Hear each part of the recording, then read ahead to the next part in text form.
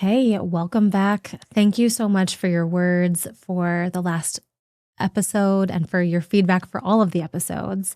I just want to reflect back to you your power and your beauty. So thank you for receiving it and being open to it. I know this isn't always for everyone. And welcome for being in this space. Welcome to new listeners. And the invitation will remain a standing one to come in and join and do the work and transform alongside other incredible individuals. This really is growing quickly, and we're so excited for the transformation happening inside people's lives and all around us.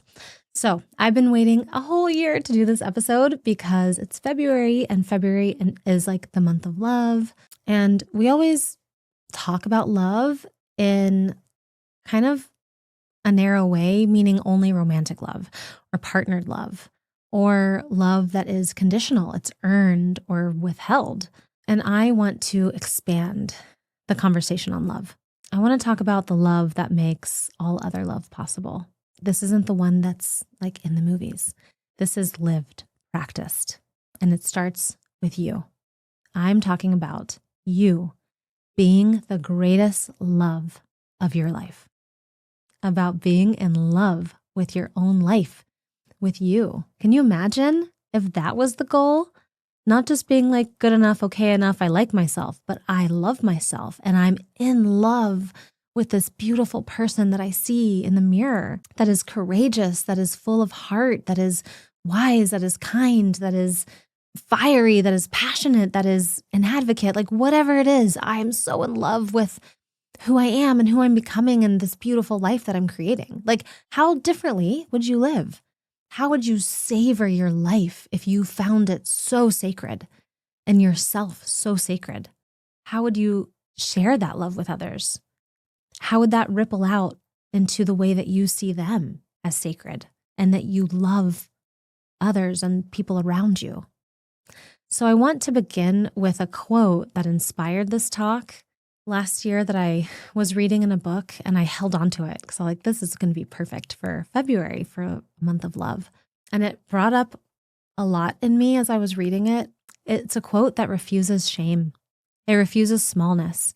It refuses the lie that desire is somehow dangerous. It's an older book by Neale Donald Walsch from Conversations with God. That's a trilogy, so this comes from the second one. And God, universe, source, consciousness tells him this: love, love, love the things you desire.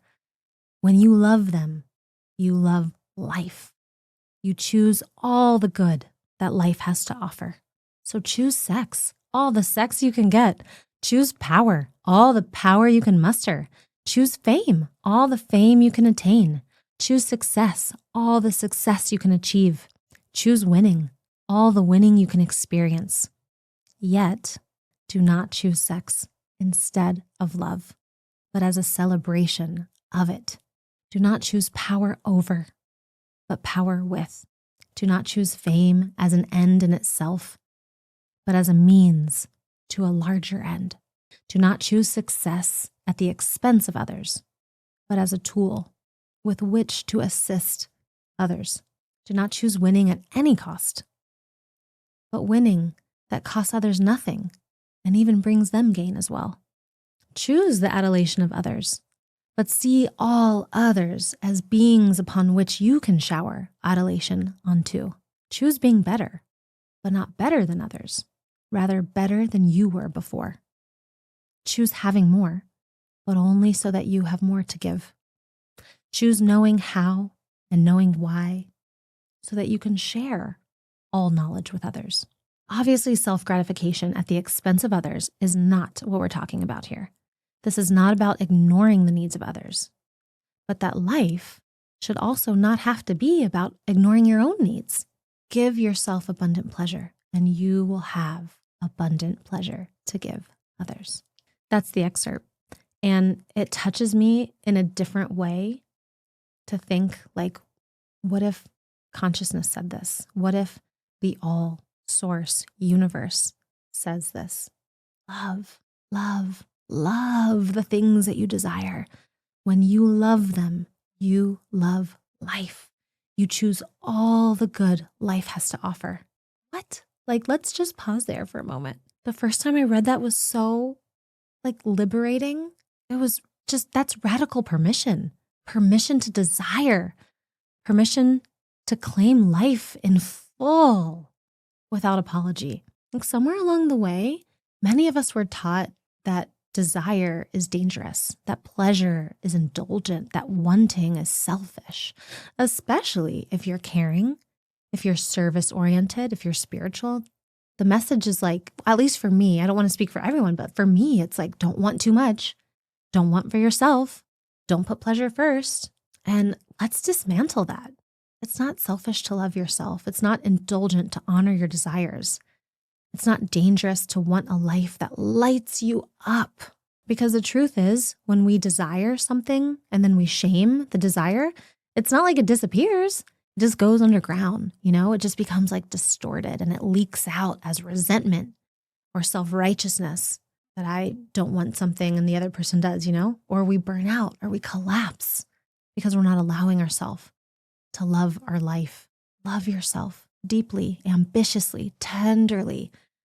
It's not narcissism, it's fuel, sustainable fuel. When you give yourself permission to love fully, when you honor your desires, it's not just for you. It does ripple outwards. You show others what's possible. You model that love, that courage. You serve generously because your cup is full and overflowing. When you step into your own fire, your pleasure, your ambition, your boldness, you give permission for others to step into theirs. And that is reciprocity at its finest. The more fully you inhabit your life, the more freedom, joy, possibility you allow in the world because you are it and you're part of the world.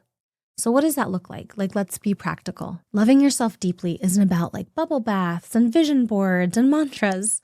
It's about boundaries, for example. Saying no when it drains me, not because they're wrong or I'm going to be bad if I don't do it, but because I love myself. I respect myself. I preserve my energy so that I can give more fully and generously when I can give. Or saying yes when it aligns with my values, my goals, my becoming, my mission. Maybe another example is just desire reclamation. How long have I been dimming and denying my desires that I don't even remember what they are? Who am I? This is a totally different season of my life. What are my desires? When was the last time I even asked myself that? Maybe it's celebrating. Oh, I got this win. I got this accomplishment. I did this thing. But now it's I'm moving on to the next thing. I don't even allow myself to be present with the moment, to enjoy it. Enjoy the win, the celebration, the pleasure, the achievement. No guilt that someone helped me or that it was easier than I thought it would be or it wasn't a big deal. Nope. Enjoy it. Celebrate. So grateful that I did it. So grateful I had the opportunity, no matter what it looked like, no matter how hard, how easy, how long, how short it took me. I'm just going to celebrate it. I'm going to be fully in my life. Maybe another example is just integrating, bringing the love you have for yourself now into your relationships, into your work, into your community, not as some performance that you have to give or some rule that you have to obey, but just I'm in the flow of love. I'm in this rhythm of loving myself. And now I just happen to be instead of in my own home, loving myself, now I just happen to be with a friend. And now how does that rhythm look like when I have care, when I have presence, when I have connection? And now I'm still in that rhythm. And it's just, I'm taking that rhythm with me to work. How does that look like to flow with love in the workplace? Self-love is a sustainable kind of love. When you are your own greatest love, you're not dependent on anyone else to make you feel worthy or alive. You generate your own supply. And in doing that, you multiply what you give. You're like this constant love generating machine. Love, love, love, love, love. Okay, let's weave in the science because this isn't just woo and feel good. The Journal of Psychological Science, 2008, and I'll put the article in the show notes, supports this, that daily self-esteem is strongly linked to authenticity, which is living from your true self. That daily self-esteem is linked to autonomy. So that's our choosing rather than complying. And it's also linked to competence and connection. So this means that when people feel worthy, they show up more honestly. They take responsibility without collapse. They grow. Self-actualization is the becoming of who you truly are. And it's not possible without a foundation of self-worth. That's not theory. It's measurable. And there is a growing body of literature since the 70s, maybe even beyond. But at least when I did my lit search, that was as far as I went back. And again, it'll be in the show notes. But the nuance matters. How you love yourself determines whether love liberates you or imprisons you. When self-worth becomes contingent on external things, success, power over others, being admired, winning at all costs, then the very things we desire hollow us out. That's contingent self-esteem. And there's an article from 2004, Crocker, that shows us that contingent self-esteem just makes us defensive, anxious, disconnected. Even when the person succeeds, they got the thing they wanted, they still feel anxious and disconnected and defensive. This is why I love the quote. I think it's so beautifully balanced between the me and the we, power with, not power over. Success as a tool to help others, not like a trophy that's just for me. Winning that costs others nothing. And even better if it gives it to them. I don't have to give up my desires. I can want them fully, go after them fully, and do it in a way that liberates not only me, but others. In alignment for me, in service to you, greater for us. And to take that foundation of self-worth, self-esteem even deeper, love really becomes unshakable through self-compassion. Self-compassion is treating yourself with kindness rather than judgment. And it creates a form of self-worth that is sustainable, that holds space for yourself, that is resilient under failure. And that's so beautiful. Self-compassion predicts the same level of happiness as self-esteem, but without the ego volatility. So it allows you to desire wildly without becoming fragile, that your self-esteem is ruptured because this thing didn't happen or that person didn't validate you or whatever. Just to enjoy pleasure without needing to dominate, to give generously without depleting. This is how great love goes beyond filling ourselves up to now filling up into you, to becoming service to the world. And there's no shame in that desire, one that's for me and for you, for all of us. How's there virtue in self-denial? For me, that breeds bitterness and resentment. I don't want that. I want to feel this wild, untamed permission to want more of life, to crave pleasure, and then to go touch it. Adventure, joy, intimacy, fulfillment. Desire is sacred when you look at it that way. Ambition is sacred when you look at it that way. Pleasure is sacred, not to consume, to hoard, to dominate, but to overflow, to honor life, to serve from abundance, to love in a way that doesn't shrink myself or anyone else, but it expands. Imagine a world where everyone treated themselves as the greatest loves of their lives.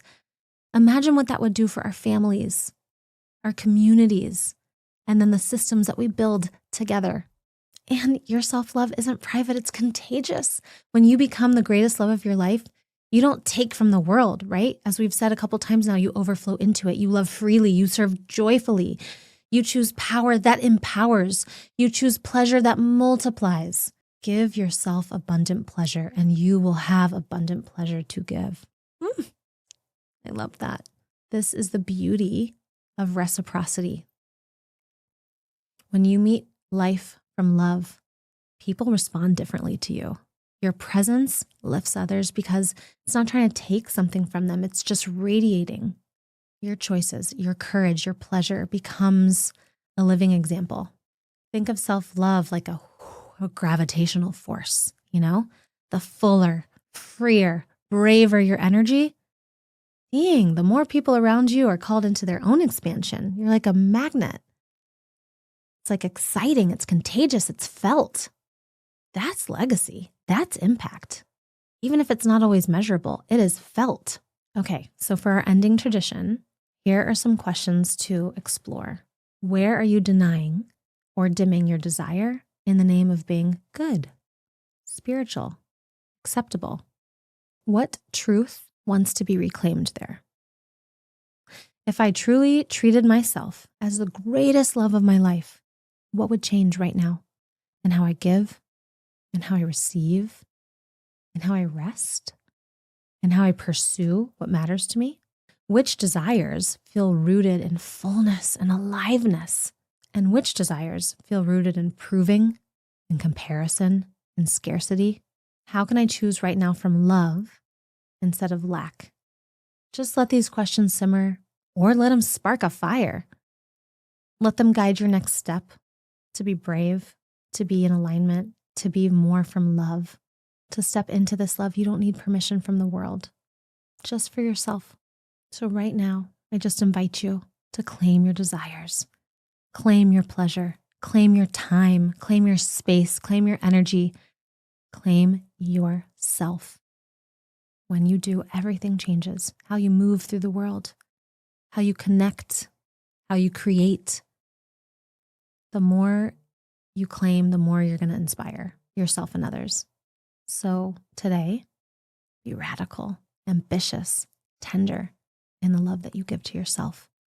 Be the greatest love of your life, not as a goal at the end, as a practice, as a way of being that touches everything and everyone around you because it touched you. That fire is yours. The love is yours. You need it. I need it. The world needs it. We need it for each other.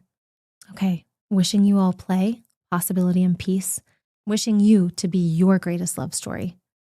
Wishing you to feel supported in this space and so honored to be a part of your soul tribe. Sending you love, and I'll see you next week. Bye.